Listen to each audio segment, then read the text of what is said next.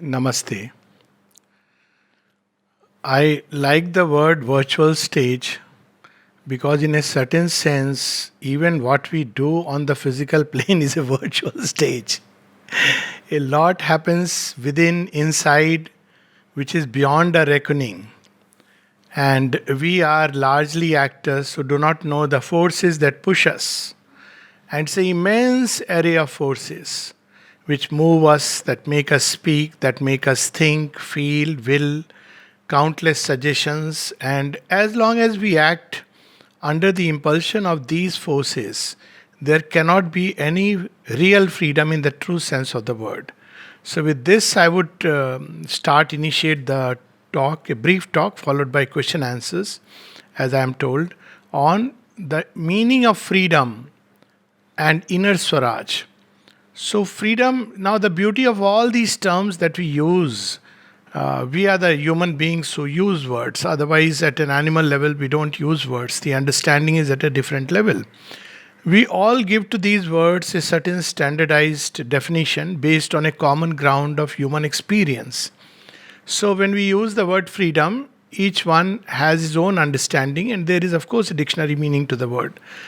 But the beauty of human beings is that we can go beyond the written word, we can go beyond the dictionary, and we can explore what a term really means. More importantly, what are the states that are accessible to us?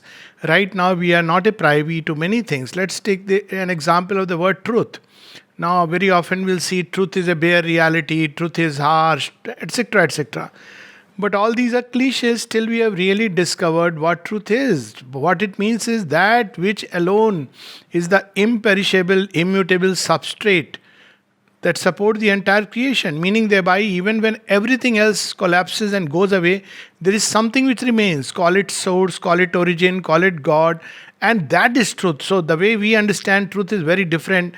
Now, of course, we call truth as facts and opinions and viewpoints. That's a different story, and perhaps they are needed as a scaffolding. But none of that is truth. Truth is something far greater, far deeper. And when the Upanishad says Satyamev Jayate Nanritam, this is what it is meaning. It's not referring to a legal truth or a personal viewpoint. So same with freedom, the term we can come, there are many terms which are like that, but let's take the word freedom. So freedom at the most primitive level, at the most early level of humanity, very close to the animal, is to do what my instincts dictate me. So that's how many of us understand freedom, that I'll do what I feel like. Now an animal does that. The difference is that in animal, it's the range of instinct which determine what an animal will do. So his freedom is never, very seldom it will be disturbing to the totality of nature because he's driven by instincts.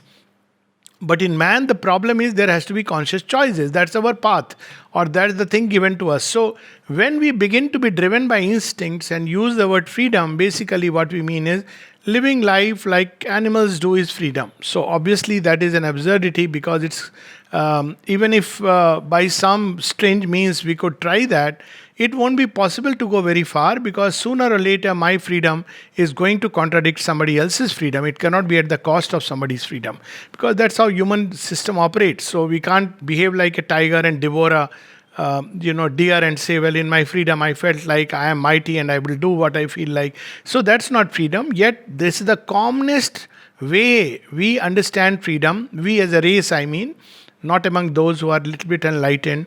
And that leads to so much chaos in the world. It leads to both chaos, it leads to hypocrisy where it doesn't lead to chaos. Chaos because every person wants to exercise this freedom, this kind of a vital driven life driven by desires and lusts and fears and angers and ambition at the cost and expense of everything else. Because that's how it is.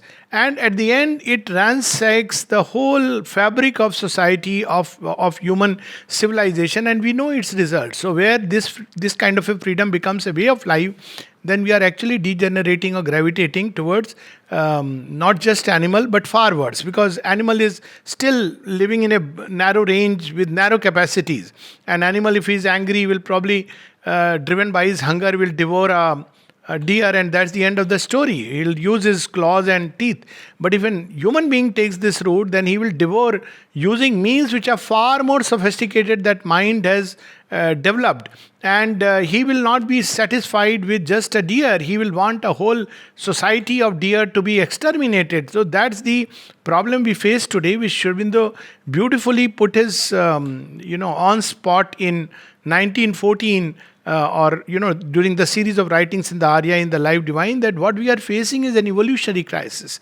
And that is the significance of all these webinars, etc., that we are having today, is that we have lived life trying to understand human beings as it has come down through the generations. But what it really means being human, and is being human the ultimate for human beings or something still greater? Now that's where we see that Sri Aurobindo and yogis like Swami Vivekananda, they've opened a new path. So they say, well, the way you define freedom, the way you understand life as human beings is very different from the way if we make an ascension, we can understand life. It's just like at an animal level, we understand life in a certain way, but there is another way that we can understand life, which is very different. So as human beings, true humanity begins when we understand that this freedom of mind should not impinge upon another person's freedom. Its highest ideal is democracy, where each one is free, but yet one is governed by an outer law. So we can be free, we are free to do what we feel like, provided we don't contradict the law, and the law is the result of a set of people who think together as think tanks, and they organize certain checks and balances, punishments and rewards. That's how law operates. But then when we ascend further as a human being, then we discover there is an inner law, even for our human beings. And if we follow that inner law, and that inner law is not in terms of a written constitution or a legal notice, that inner law operates through a common ground of culture. So this culture is far greater than, let's say, a textbook of law, because textbook of law refers to a context in a period of time. Like some time back, there was, if you had a land holding, doesn't matter who sold what, but the man on the spot is the owner of the land. Now, these are archaic laws, and yet they persist. But culture is something which is the best that a group of people have ever produced. Now, that is something which inspires an inner state in human beings, which is the road to freedom. And that road is called dharma. It is no more following the outer law, but following an inner law, dharma, which helps us and helps mankind. So, in other words, the path to freedom is certainly not whatever I feel like doing, but the path to freedom lies in following the dharma. Now, this dharma is not outer rituals, as we all know. I'm sure it's not about belonging to a certain religion or a group or practicing certain outer things. Well, one can do that, nothing wrong with that. It's like, we do a set of things in everywhere. Everything has its rituals, even science has its rituals. But that's not the core of dharma. The core of dharma comes from the root dhra, that which holds. So, what holds creation? When we hold the creation together and are aligned to that originating impulse, that source, then we are on the path of dharma. Now, this is something not fixed and standardized like a dogma, that there is a column of yes and no. Very often, dharma presents certain real challenges in real life. So, dharma is something which is constantly evolving. There is a dharma of the Kshatriya who must kill, because now, when somebody on the border kills someone, we don't have this that, his freedom is contradicting somebody else's freedom. But we understand that this is dharma, this is a need of that moment. Similarly, there is a dharma of somebody who is pursuing the higher knowledge, dharma of the teacher. So there is another aspect of dharma. One is it should be aligned to the deeper source. And second, it should be something which helps in the collective evolution of mankind. So if it cannot be like my dharma, I'll do what I feel like. Your dharma, you do what you feel like. No, it should be aligned with the collective march of mankind, which is an evolutionary march. The Gita speaks of it very beautifully, that why does a man who is free acts? How does he act? Because he's freed from the clutch of desire. He's freed from the lower instincts. He's freed from the animal life. So why would he act at all? Now, this question is obviously raised by people who believe that there is no other way to act except under the impulsion of instincts.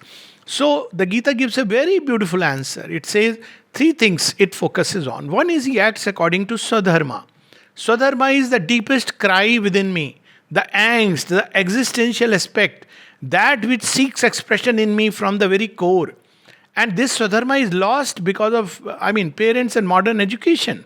Because, right from beginning we are told succeed, succeed, succeed, become wealthy, become rich, and, have a plus position or a government job which takes you high. So the real cry of a being is stifled. The result is so much depression that I see as a psychiatrist very often, because people, they are born for something, but they end up doing something else under the stress of same ambition and desire. So there is something called as Swadharma. Swadharma literally leaving aside all the various types of Swadharma.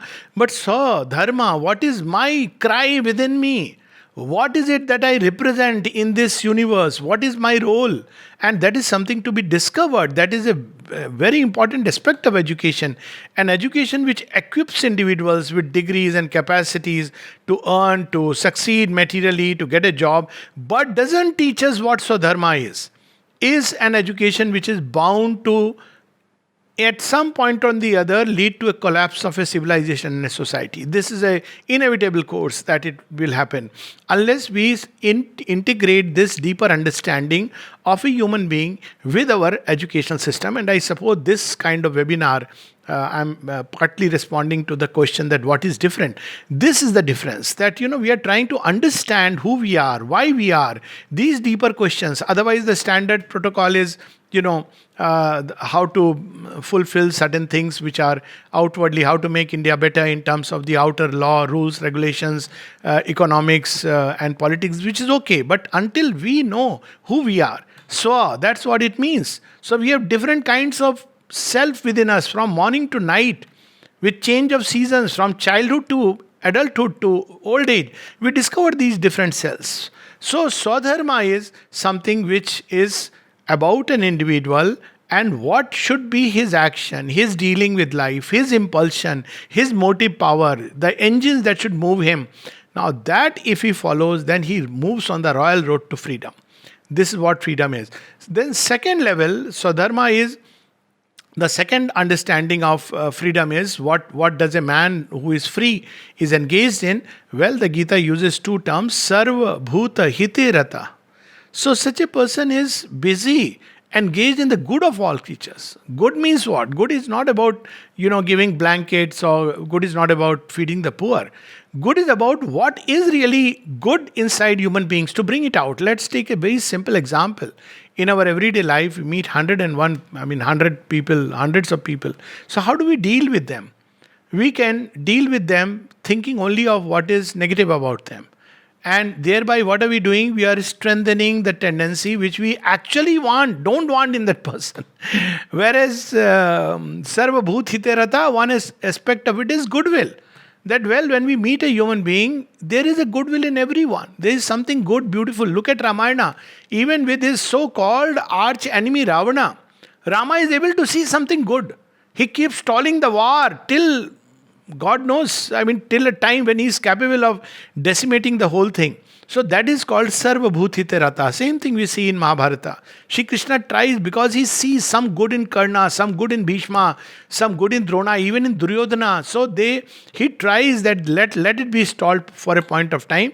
But there are some time when, for the sake of the collective march of mankind, wars have to be fought. They are fought and they are part of that great march. So Sarva Bhutite Rata. And this Bhuta Hite Rata is not just human beings.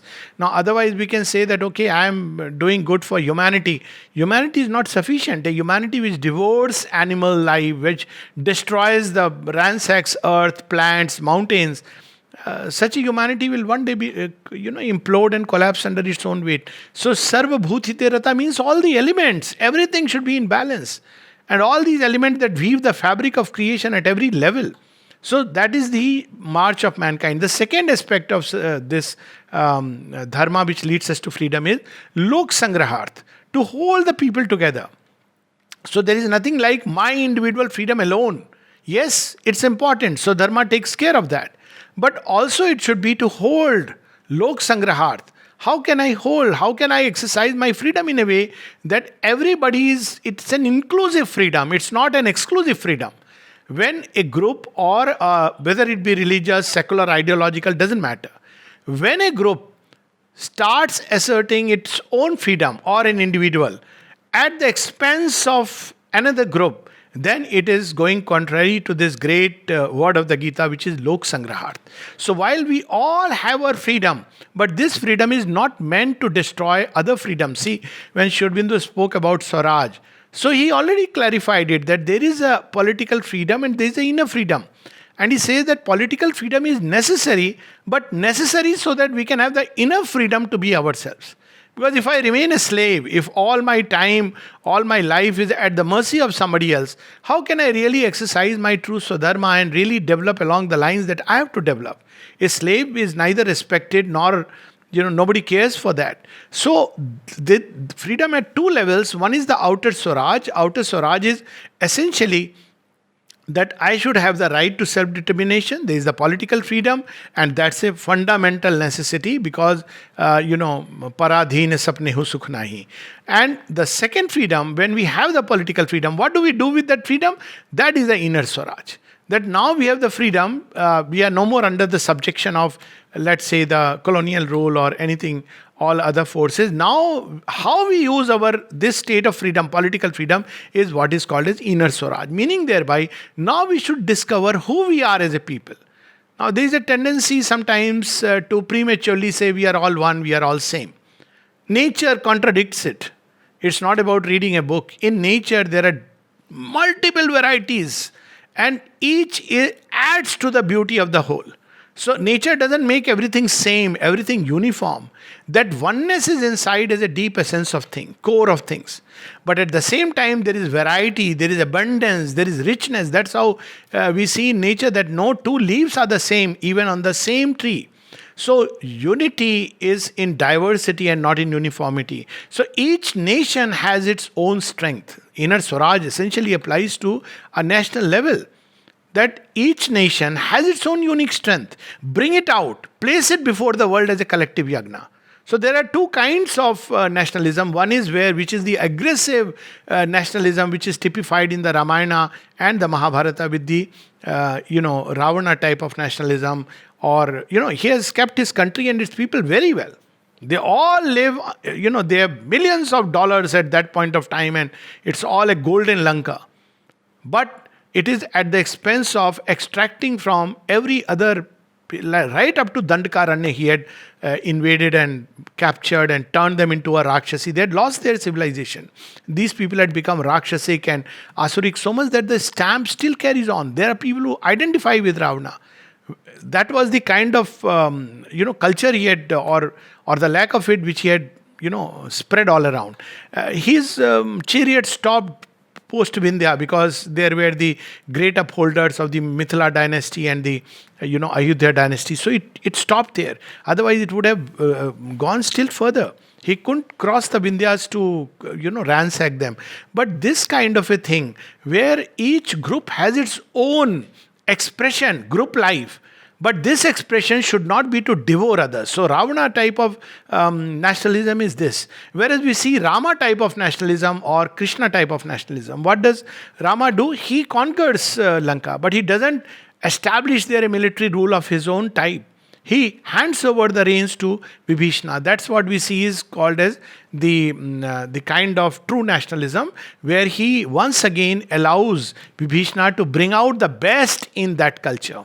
And then his army comes back.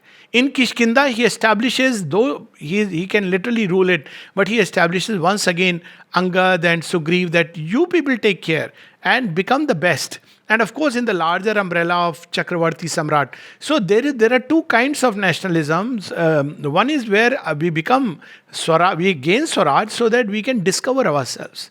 And that is the first necessity right now for every Indian. Because, every country for that matter. Japan should discover its own samurai strength. Europe must discover its own great, ancient, wonderful things which are there in its culture. So at this point of time, we have the political freedom, but we don't have the inner Swaraj. We don't even know who we are as a people. And for that, we need to connect to our roots. There is no other way we can do it.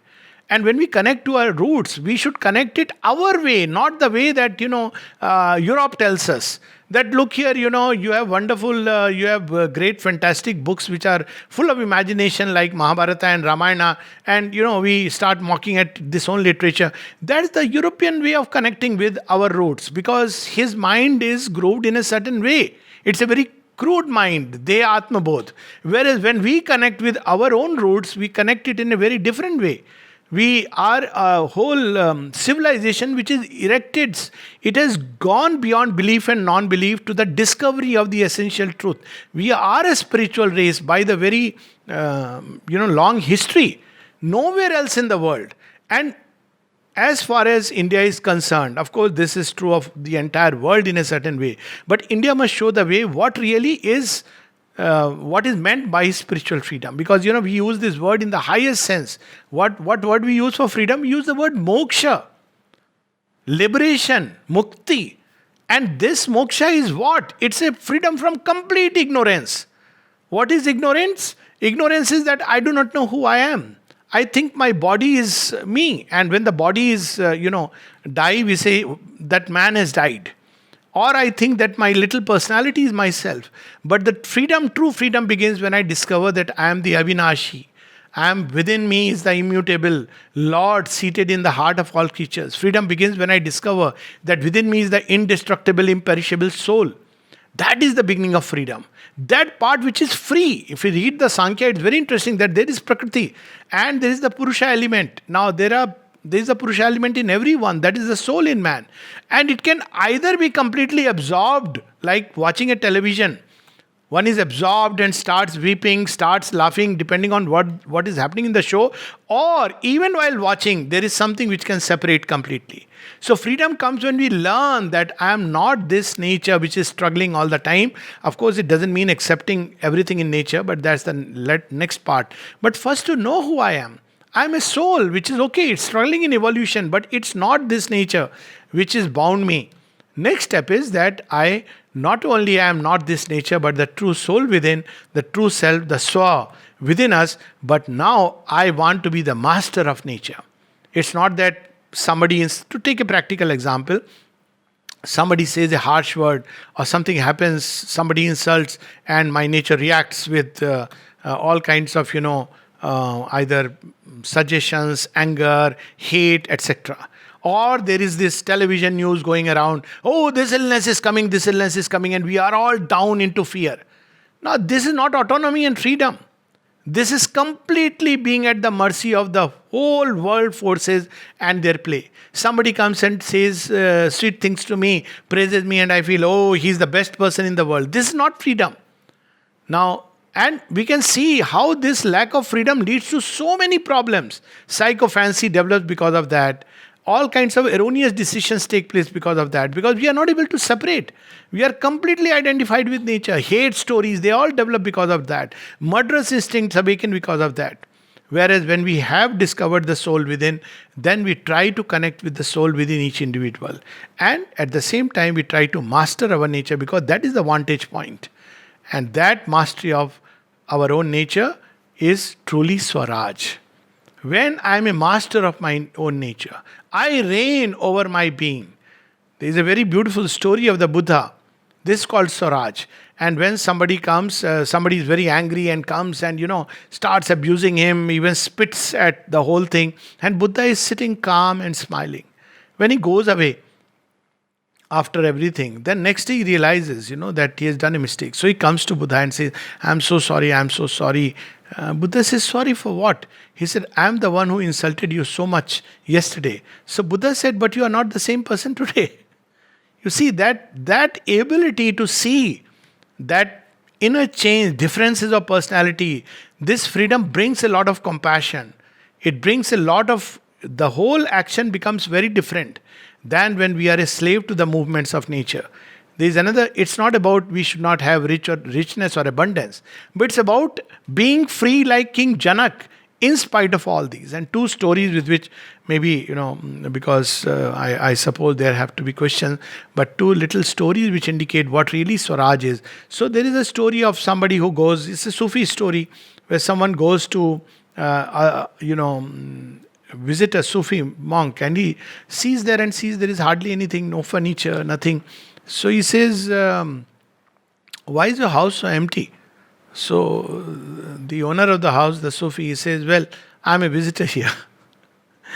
No, he asked this other, why is your house so empty? So he asked this other person that why didn't you carry everything with you? He said, because I am a visitor here. And the owner of the house says, I too am a visitor.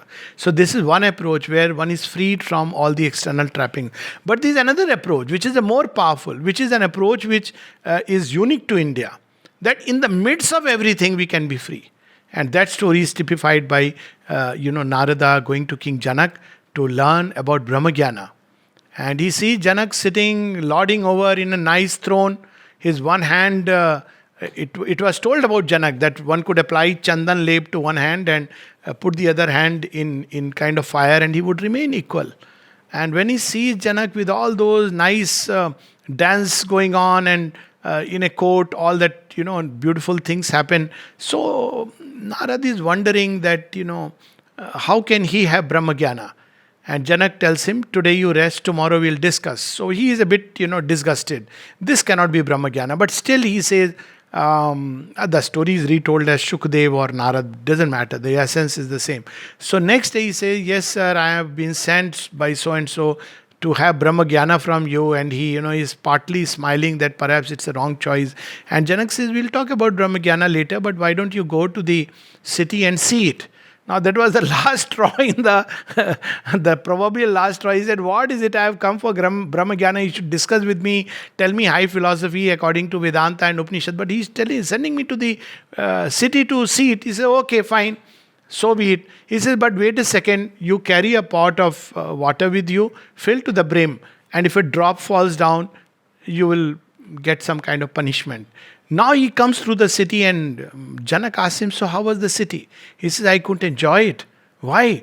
Because my concentration was on the pot of it. Now this freedom where we are ability to shift our focus at our own choice within a moment, that is the state of inner freedom in which we, often we hear live from moment to moment. How do we live unless we are master of ourselves? A moment comes and drives us, and we are driven by it. So inner freedom is when we discover that poise, that vantage point, that soul entangled in nature which can extract itself, or that high spiritual state, the self above, which from where we can regard the manifold changes and happenings in the world and exercise a conscious choice. And what is that conscious choice? Ultimately, the highest sense of freedom is to do according to the divine will. Meaning thereby, our life should become an expression of the divine will. That is the highest freedom that a man is capable of. Because then, why should we act according to divine will? For the sake of logic, we can say that because the divine will is not just an individual will, it's a will which is progressive in the whole universe. It's not an arbitrary will. It may seem like that. So when we act according to the divine will, everything connected with us is taken care of. It may not be immediately understood, which is what the whole Gita is about. Arjuna wants to exercise his freedom. He has choices. He can fight for his own people, or he can take a sannyas. And all these are valid choices, equally valid. But the Gita bids him to rise higher to another level. And it says, do the bidding of the divine purpose within you. So what is that purpose? And then Shri Krishna reveals, for the moment, this purpose is that this civilization which has developed along a certain line of acute egoism and ambition has to collapse. This is the divine purpose. And whether you act or not, this will be done. But if you act according to the divine will, you will rise to a state of inner freedom, whereby he says toward the end of the Gita, Sarva dharman parityajya mamekam sharanam vraja aham tva sarva papebhyo mokshishyami masucha. So that moksha, mukti is not about going away from earth into some other plane, not returning back for birth and rebirth. That's a complete misconstruction of the whole term. Moksha is an inner state wherein we are inwardly free. We are free to respond in a certain way. We are free in terms of our nature. There is a vritti which is rising up and we are able to not suppress or curb it. but to be able to very smilingly just brush it aside, or to give it a direction, which is also a choice. That instead of doing that, I give it a direction. All impulsions, I give it an upward orientation, a more beautiful direction, a more. That's what Sri Aurobindo's yoga of transformation is. That every nature's movement has to be given a divine direction. Right now, they are under the control of the human ego or the animal instinct or the Rakshasa and the Asura. They have to be lifted towards a godlike stature. That's what transformation is about. And of course, in that, there is the help of the divine will embodied as Divine Mother. So, this is inner freedom wherein we are masters, and that's what the word Swami means, incidentally. Swami is not an epithet or a medal we carry because we have joined an order of monks, so we have put Swami and Ananda. So, it's very interesting that the word, when in the order of monks, when somebody joins order of monks, he has a Swami in the beginning, then some name given by the master, and then Ananda. So, this tradition, what it means is Swami, I am the master of myself. It doesn't mean I am like I'll do what I feel like. No, it doesn't mean that. I am master of my own nature. I am not driven by instincts. I am not driven by desires. I am not driven by ambitions. I am not driven by lusts. I am not driven by fear. But I do the bidding of the divine within me. So that is Swami. Now, when we do this, then we fulfill the purpose of our life. That is the next part of the name. So, supposing, let us say, Swami so and so Ananda. So, this so and so, very often we'll see that name is very symbolic. It's typical. Vivekananda. So, Vivek, when I am master of myself, then I manifest the discerning intelligence in the world, which is what Swami Vivekananda actually manifested in the world. And then when I do that, when I fulfill my purpose, being my own master of my nature, when I am driven by God's purpose within me, then what happens? God's bliss and oneness are our inborn right. That is Ananda. So when we lead a life like that, then there is peace, there is Ananda, not only within, but in all this world. So first, when we establish this inner freedom, this Swaraj, inner Swaraj, then the next step is Samrat and Samraj. So in the Indian thought, it was only a person who had the Swaraj within. He could expand the empire and have a Samraj. So that's why the kings were regarded as somebody who is a descendant of Vishnu. So what Vishnu does, Lord Vishnu is always preserving the balance of dharma. He'll never do anything which is adharma. It may look like on the surface, but he has to keep the balance of dharma in creation. That was the role of the king. And anybody who has got this Swaraj extends this empire into Samraj. So Buddha, he has Swaraj. And then Buddha expands it into a Samraj. It's not only about being a king or any human being, let's say in a field of study, somebody who has mastered himself and mastered a skill or a work, whatever it be. He extends it into this whole world. That is Samraj. Samraj is not just a outward political control, which is okay, that's one part of it.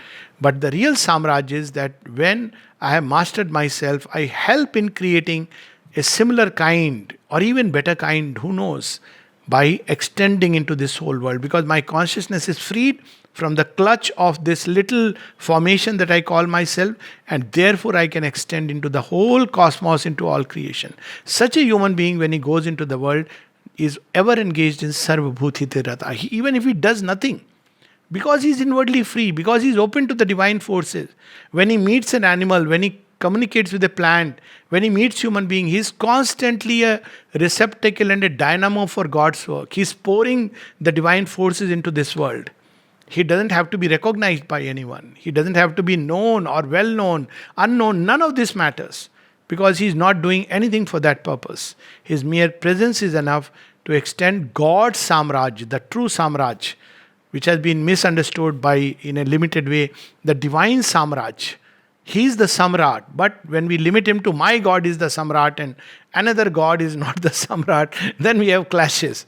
But the true meaning of Ram Rajya, the true meaning of, God governing the world is this, that when each one of us awakens within us the individual divinity, when each one of us connects with the universal divinity and its rhythm, its play, its unfolding through a dharma in this universe and play our part in it, then we help in establishing the true Ram Rajya, the true God's world, heaven on earth, call it whatever, the true brotherhood, not the brotherhood of this group or that group.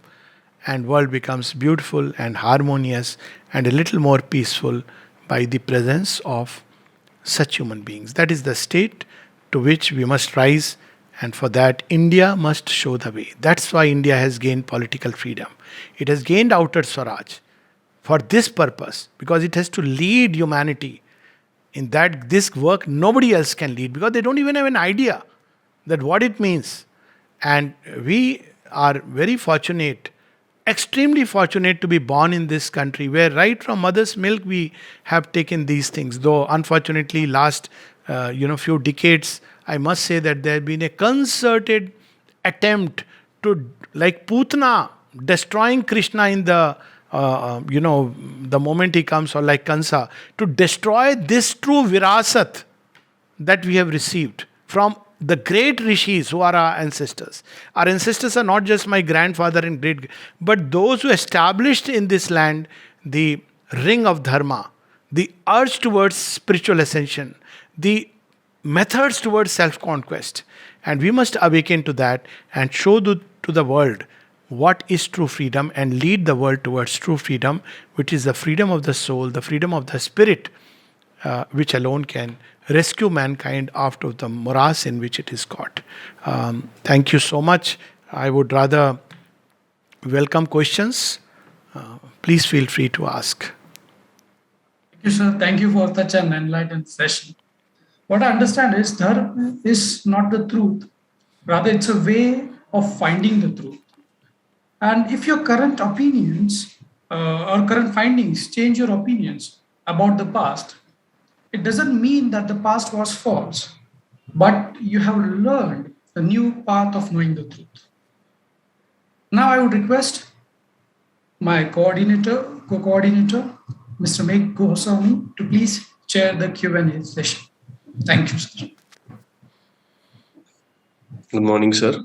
Good morning. Kindly accept my gratitude. We have now with us a question from Mr. Shravan Sudhir Hegde from Department of Geopolitics and International Relations, Manipal Academy. Right. He wants to ask, can fear jeopardize our freedoms? Can it be used in a manner where freedoms are fortified in order to gain a sense of security? Okay, I think as I understand the question, first part is that can fear jeopardize our freedom?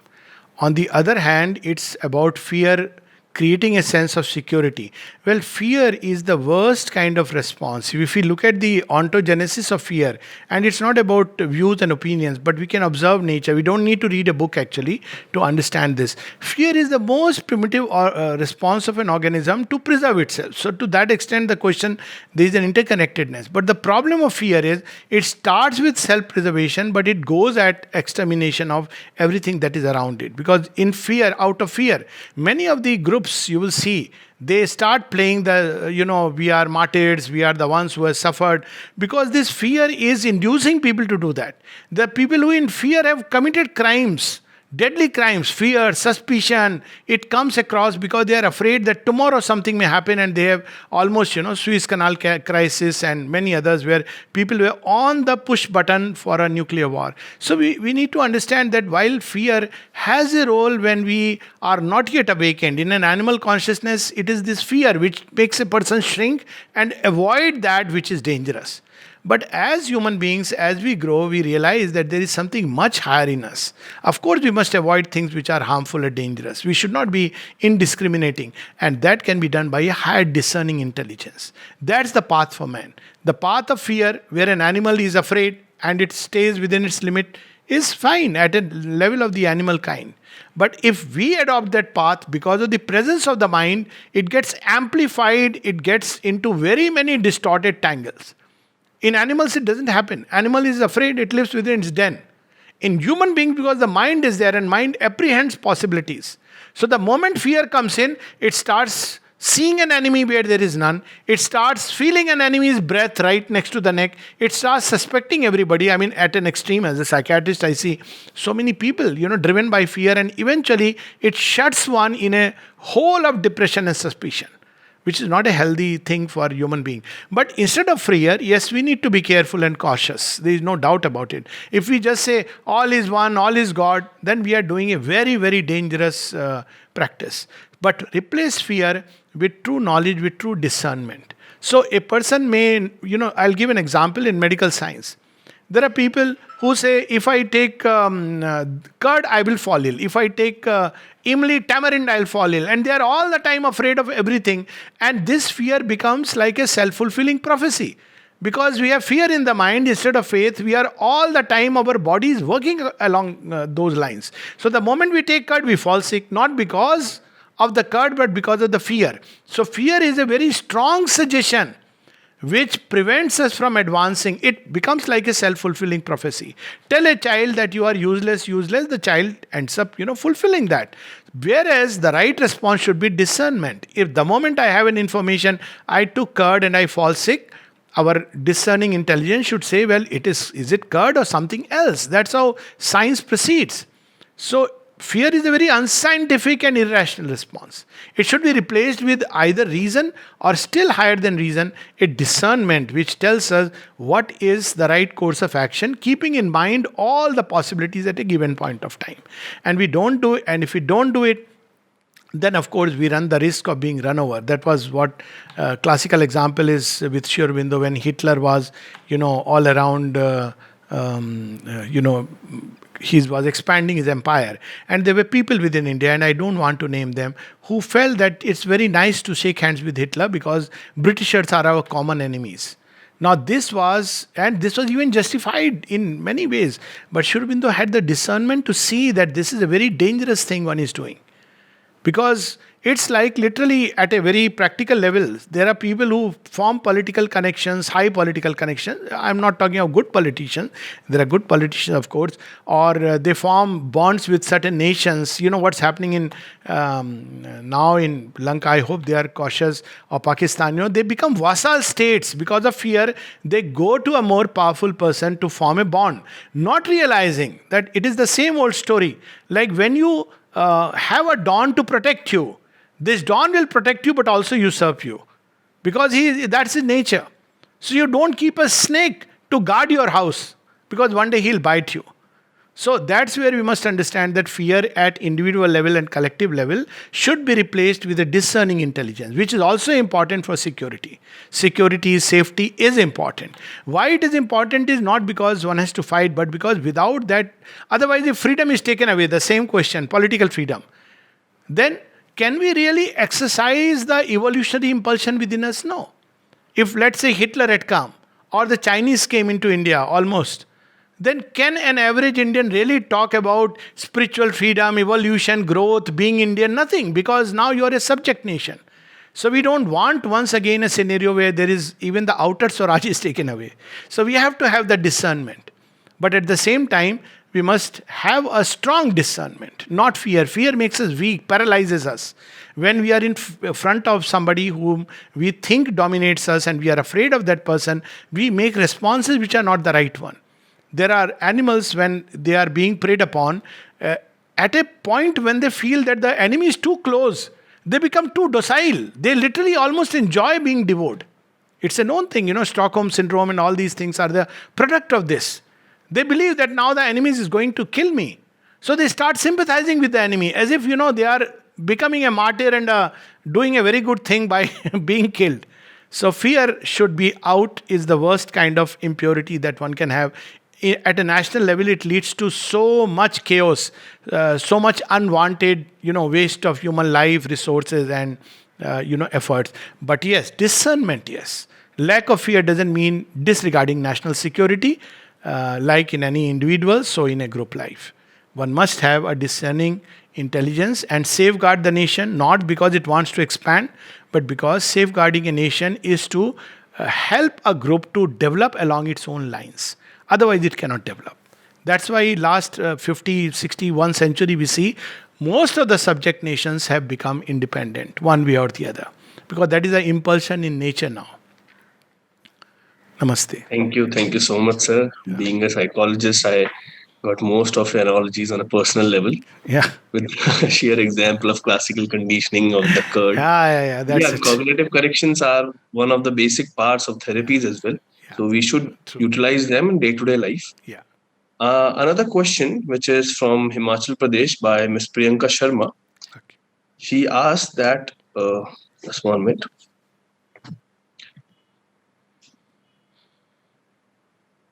Inner Swaraj is closely linked with healthy human capital.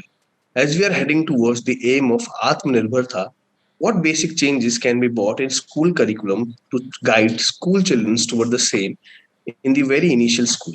A lot of people wants to know the basic structure of education towards be it school level, be it higher level education, then how to promote students to or the youth towards the role of Atmanirbharta. Okay. So, yeah, it's a beautiful question. So, now the thing is, I want to answer with a paradox. So, the question is what structures? I would rather say do away with most of the structures. They are stifling to the growth of a individual in modern times. See, all the children today, they want space and freedom to explore. They don't understand its meaning. That's a different point, and we are the ones who are setting the wrong example. But children should be allowed space and time and freedom in a school to explore. It should not be everything like a fixed curriculum. They are entering a machine. You know that famous song of the 60s, We Want No Education, or the 50s, I think it was Paul McCartney. So that should, yeah, Pink Floyd, that's right. So that has to go, that approach. We are not products of a machine. Schools are too much into, material success and, outer grooming us into very smart kids and who are, gaining very good marks. Well, then their real growth is gone. They right from the childhood, and childhood is the best time. Let them hear stories which are truly tell us what true greatness is.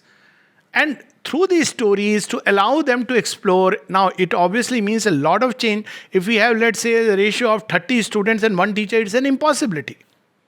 If we, keep this kind of education reserved only for those who are, rich people, it won't work out. So it needs a lot of change and shift at many levels, including the political level. But, well, change starts like, these webinars, these little thoughts here and there. That's how one day it will happen. But there needs to be less and less structure and more freedom and plasticity to approach. The kind of experiment we see Sri Aurobindo Ashram started, and in Mirambika in Delhi, they are doing it, where when children explore in freedom, they discover. I'll give you a simple example from our own tradition. When children were born, nowadays it's like this child has to become this or do this.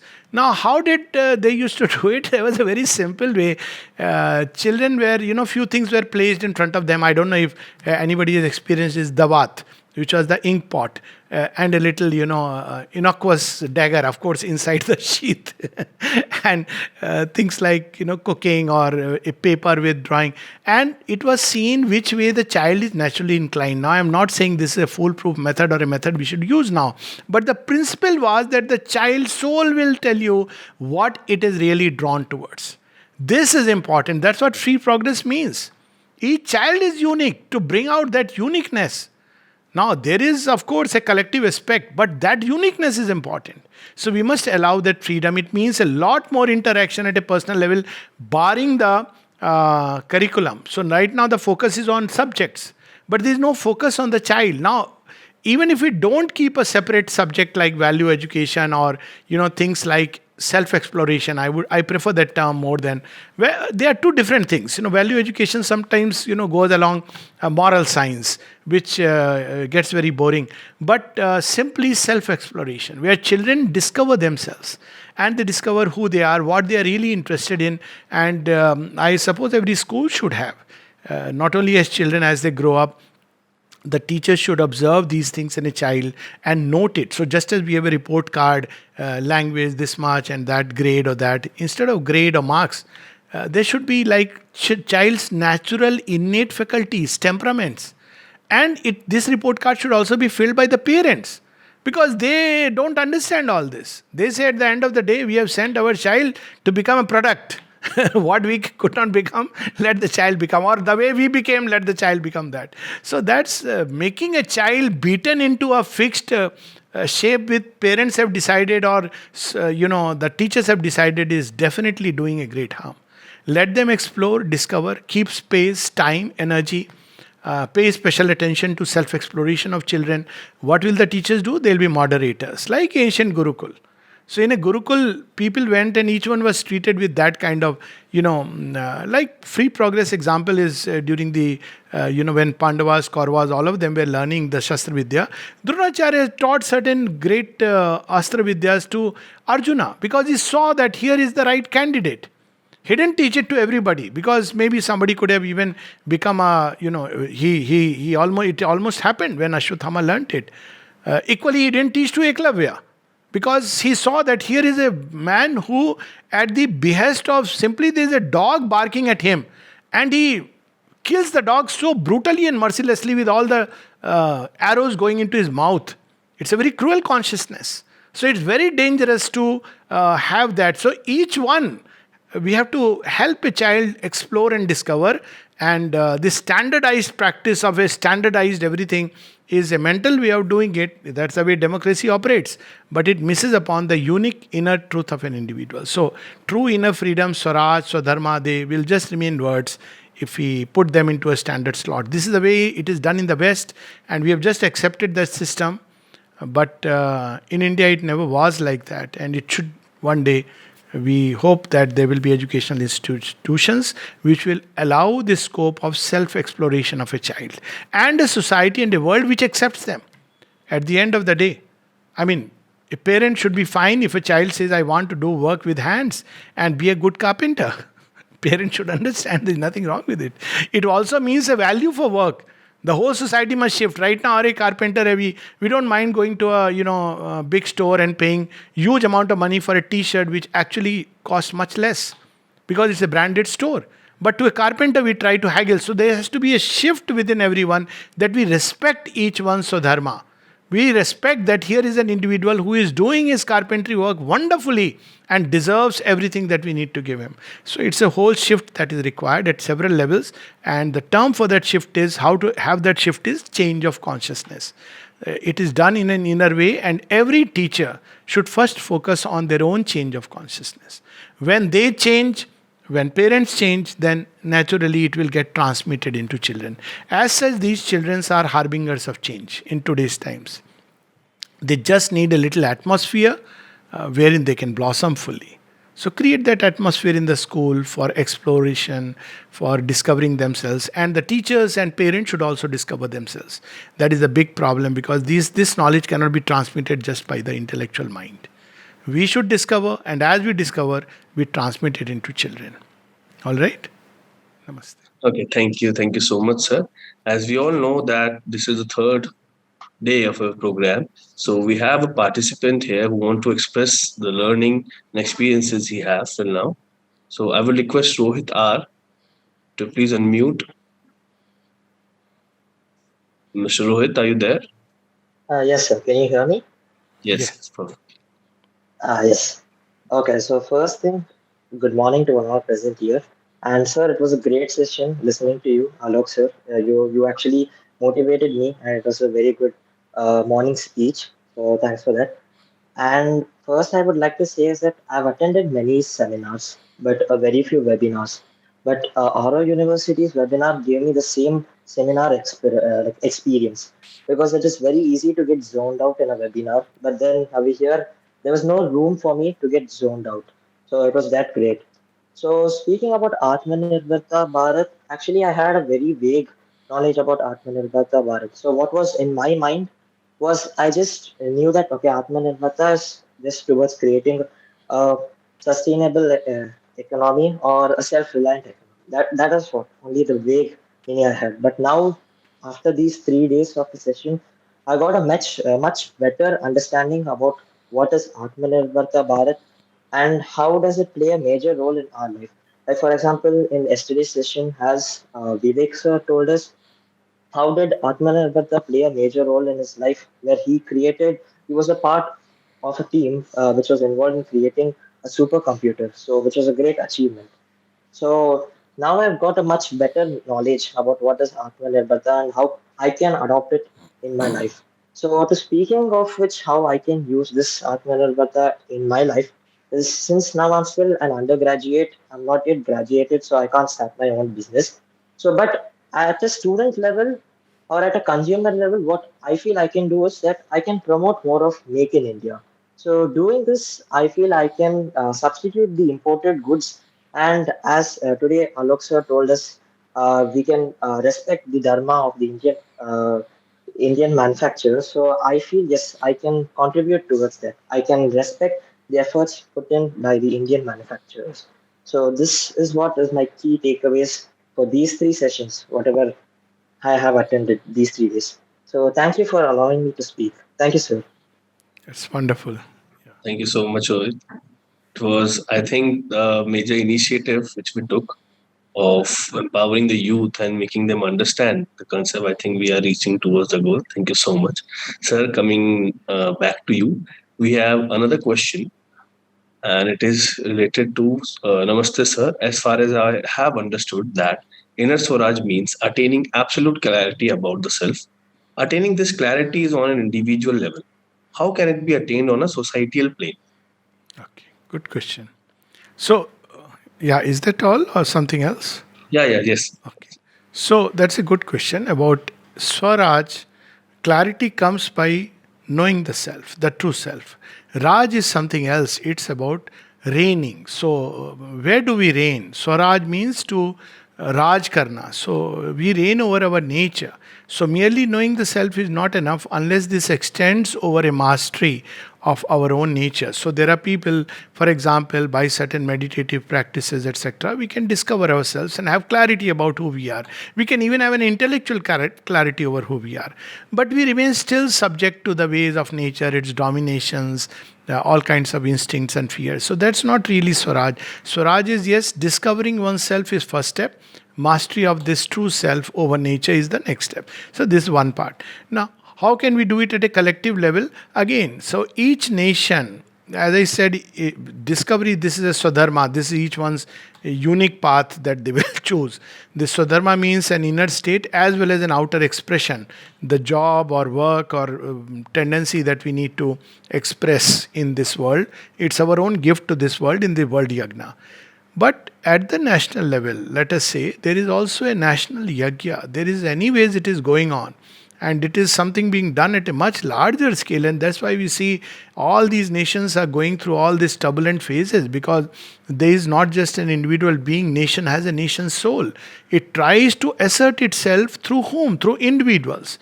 Who are individuals? They are like many cells and links. Let's take a human body as a nation. So what is the way towards a human body's health? Each part functions to its utmost in harmony with the rest. So when it doesn't do that, it becomes cancerous. So my finger should be very good at grasping, pointing, touching, and many works we do with the finger. My tongue should be perfect in terms of its speech, its taste, and all the functions of the tongue. My eyes. So same way, each one of us should understand that we are not living for ourselves alone, but for the larger unit called nation, and next the third larger unit, which is humanity, and the fourth larger unity, everything in creation, and the fifth ultimate unity is the divine. So when we understand that at all these levels we exist, and we must do something at that point of starting from above downwards. Ideal is unity of the divine, and then it expresses itself in manifold ways. Then automatically over a period of time the shift takes place. So how does the shift take place at a larger level? Well, it's not through policies, it is through the change of the individuals. And more the individuals, the more there is a pressure on the consciousness of the collectivity. You see, that's the principle behind democracy. You get the leader that you deserve. So if there are more people who want that our leader should perform, you will invariably see that that kind of a thing pops up. Simply because there are more people who have a change of heart. But if there are more people who want freebies, then you will see that useless leaders come, because basically they will lower you with freebies and your life will be. So basically we must understand that the more in the individuals grow in this sense of inner Swaraj, the more it will affect the national psyche. It is an interdependence, interconnectedness which is woven in the fabric of creation. We are not separate or individuals, and this is what is recognized in modern physics and morphogenetic resonance principle, wherein our thoughts, they get transmitted and affect the thoughts of people around us. Now, the more strong an individual inwardly, the vaster the consciousness, its effect is going to be far greater. And the classical example is, one of the examples is Buddha. What did Buddha do? Where all did he go? What did he do that today half a world almost is driven by that thought? So this is the way the inner conquest extends. It extends in the ground of consciousness. So we have to discover that ground. Let's say at a practical level, what do we do? Indian context. Discover our soul. This is what Mother said when somebody asked how I can help India rise. She said, discover your own soul and love the soul of India with all that, like worshipping, how Sri Aurobindo in Durga's throat literally worships Mother India. Then because of that connection, because of that link, we will see that there will be more and more people who will begin to not think alike, because that's not what we want, but begin to grow in the sense of a true national consciousness. Not a false national consciousness which is, out of fear, expansion, ambition, national egos. No, not that, but a true national consciousness. So every individual who lives the spirit of Indianness, I'm narrowing it down to India, it applies to every nation, who lives in the spirit of true Indianness, helps at least 2, 3, 10%. And if his consciousness is vast, he doesn't have to speak a word. By the very fact that his consciousness is vast, we have example of Sri Aurobindo. Today we are having a webinar in his name. It affects the entire geopolitical, the geographical space, because that consciousness transcends space and time. It goes through barriers of space and time. That's why Ramayana and Mahabharata continue to inspire us till date. So that is the path that, the great ones, luminous ones who have gone ahead of us has sown. Outer schemes and all is fine, we can do that, but the core is this change of consciousness. Without it, outer schemes are going to collapse one way or the other. But with this inner change, even if outer is not there, it will develop, it will rebuild itself. That's how India has always rebuilt itself. Despite all the turbulences and turmoil, it is rebuilt because its soul is kept intact. So let each individual discover his own true self. And let that individual love the soul of India, not just the outer body. Outer body a patriot loves. The personality, a nationalist loves. But the soul of India, which a yogi can love, and then express that soul in terms of our actions, speech, our feelings and everything. And then the rest it is a question of time. It will happen. But of course, we should not be impatient. Already we can see it happening. But that's the path. And yes, outwardly there are plenty of schemes and things which people will do. That is the easier part. The much more difficult part is the inner one.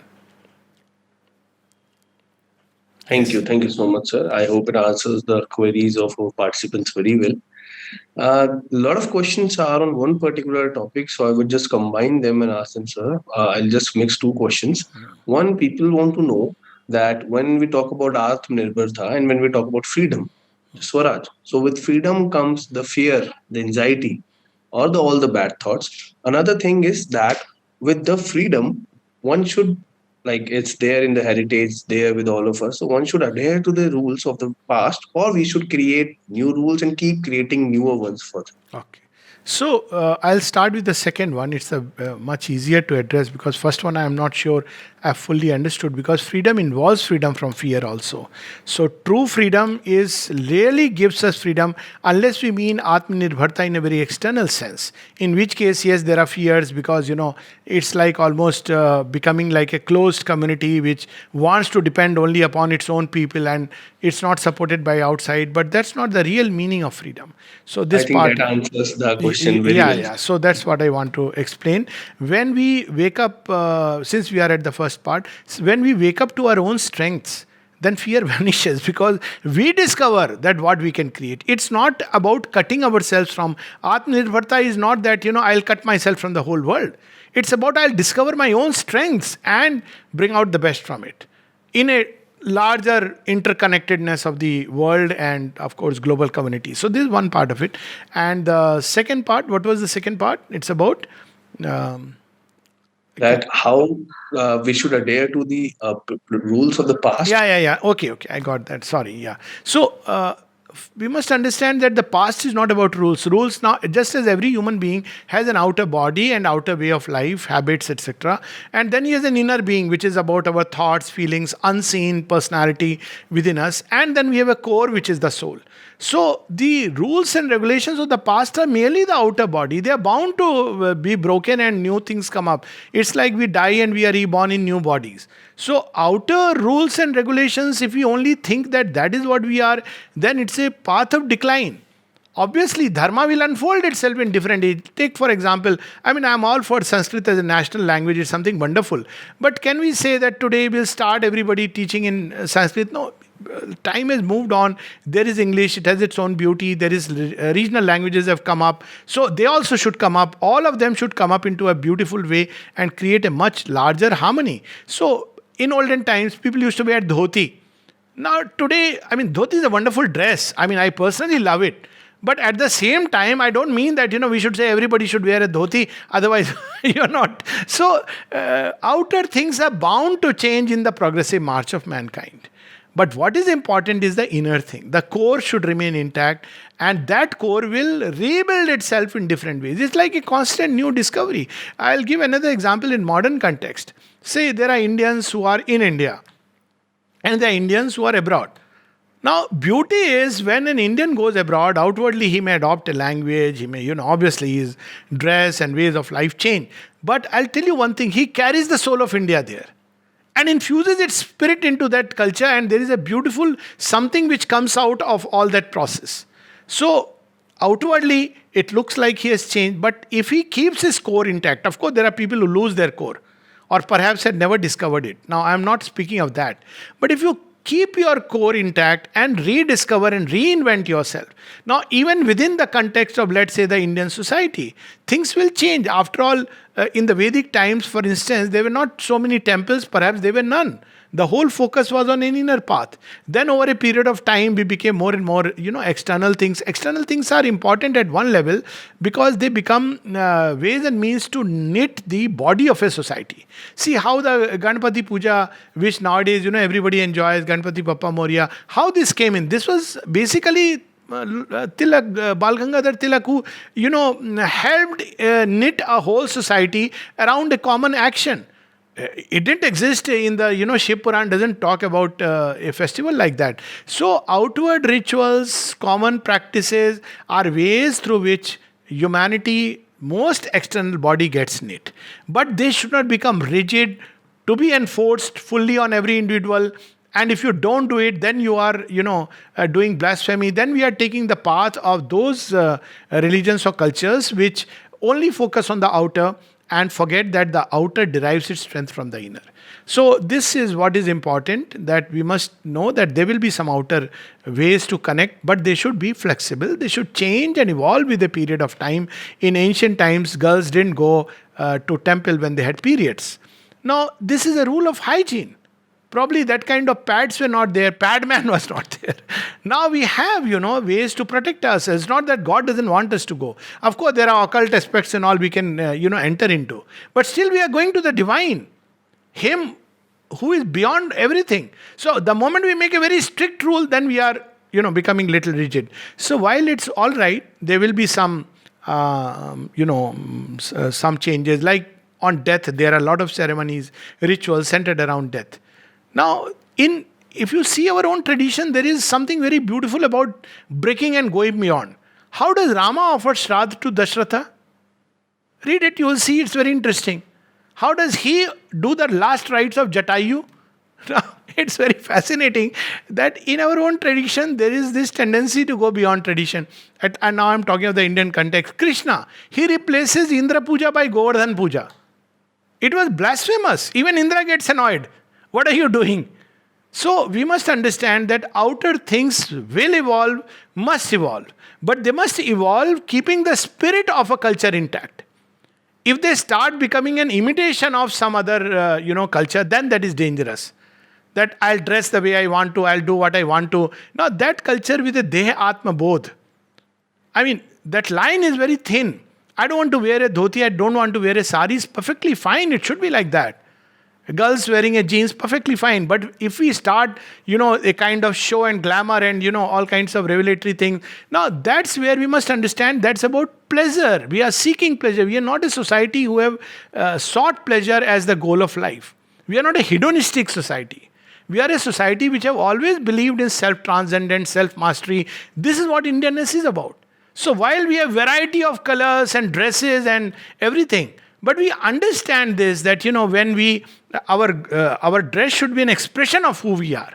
It doesn't matter. I wear a dhoti or pant or shorts or jeans is perfectly fine, but still it must be an expression of who I am. And that's the beauty of the change. Change should be consistent with evolution of the spirit within, not an imitation and change for the sake of change or breaking old tradition for the sake of breaking, though they must go and give way to new things, new ways. This is an example. Nowadays you are having digital puja, which at one level is so strange. People have adapted to that. All this year, all the famous festivals which have took place, they've all took place digitally. So does God care? He doesn't care. He wants us to do it in the heart. So we can equally say, okay, at this point of time, on this year's this particular festival, we'll sit together. It doesn't matter whether Zoom or not, link or no link, but inwardly we'll be connected and we'll aspire for Mother Durga to manifest on the Durga Puja within us. We'll prepare ourselves for her coming. So that's an evolution. Outwardly, one has not done anything external. No vrat upvas, but one has evolved inside. In fact, there's a better thing. That instead of doing a vrat upvas and having a Durga Puja pandal, but next to the pandal you have Mahisasur dancing to its glory, stalls all which are pleasing to Mahisasur, to sit inside quietly, invoke the Mother Durga in the heart and mind of a people. So, outward is like that. It should be the expression. If we do it, it should be a beautiful expression of the inner truth. And that is a constant process of change. When the outer doesn't change, even the inner personality that doesn't change and evolve, it will subject to degradation. Dharma means this, and constant unfolding of the eternal, Sanatan Dharma. There is the eternal truth, that is the Sanatan aspect of the Dharma. What is it doing? Dhra. It comes from the root. What holds this creation? But Dharma is also in the unfolding. It is manifesting itself differently. In the age of Mahabharata, let's take another example. It was cool. Arjuna could take an arrow and shoot at an enemy and kill him. Can we do it today? We can't do it today. And we should not do it today. Because life has evolved, changed collectively, individually. So we must understand that aspect. But still, the spirit of Arjuna, that should remain intact. The spirit that war should not be fought in a state of hatred, in a state of just looking at personal profit, not for ambition, not for simply, running over others, but for the sake of the triumph of truth, for dharma, for, the dignity of life. That should be the motive of a war. So this is the change we must. The spirit is intact, but the means are different. Thank you. Thank you so much, sir. Personally answered a lot of my questions as well. Especially freedom, if you are still giving you anxiety or bad thoughts or provoking some kind of fear, then it's not freedom in true senses. And yes, nowadays it has its own beauty when people are organizing their home warming pujas and aartis. Someone is in US, even the Pandit ji is online. And people are doing that. So thank you so much for that.